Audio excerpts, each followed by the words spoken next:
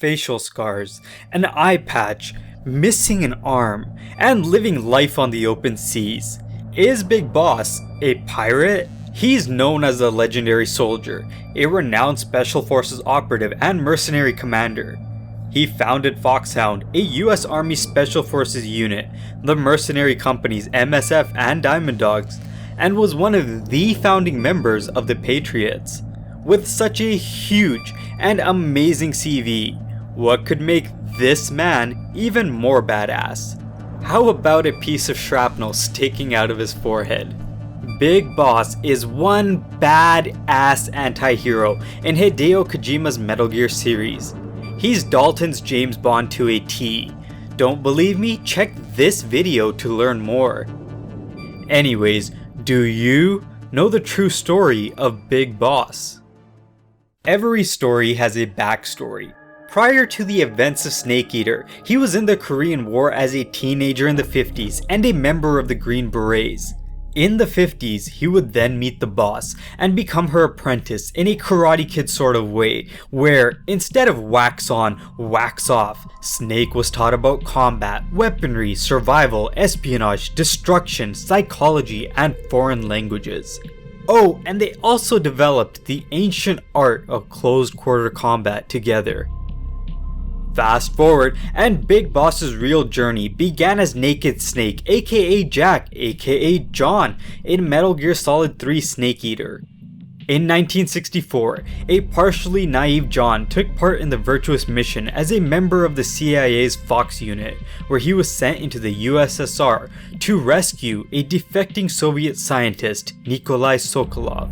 He was successful, at least to a certain point, until the boss made a surprise appearance with her squad. The boss, as it turns out, had defected to the Soviets and took Sokolov back as a gift for the GRU Colonel Volgin. This whole scene was like the moment you find out the Night's Watch betrayed Jon Snow in Game of Thrones. Only difference is the boss tossed Jon off a bridge and Colonel Volgin killed a whole lot of Soviet civilians using some nukes. So you know, quite subtle. So with a broken arm and a broken heart, Snake returns home to recover. But he was soon sent back to the USSR on a mission designated Operation Snake Eater. Yeah, he ate snakes, but the main goal of the mission was to eliminate the boss and recover Sokolov.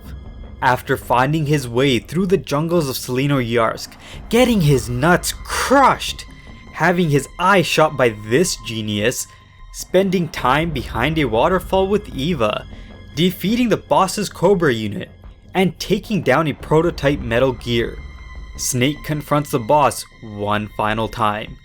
And only this man could make a final fight this epic. The conclusion of the battle between the teacher and the student would spark a catalyst of ideologies in the Metal Gear series. And Snake's spiral down the path of the anti-hero would begin the moment he put a bullet in the boss's head. The conclusion of Snake Eater finds Snake reflecting on the boss's final words and what it means to be a soldier. In its concluding moments, we witness the partially naive soldier mature. You might think the story ends there, but oh no, it's just the beginning of heartbreak. Lots and lots of heartbreak. But on the plus side, he does get a cool new arm. All of this, which we will touch on in part 2 of Who is Big Boss. If you have any questions, or would like to discuss what you enjoyed or disliked about this video, please leave a comment down below. And if you did enjoy this video, please subscribe to this channel to help motivate the child soldiers we got to help write this script. Until next time, happy gaming.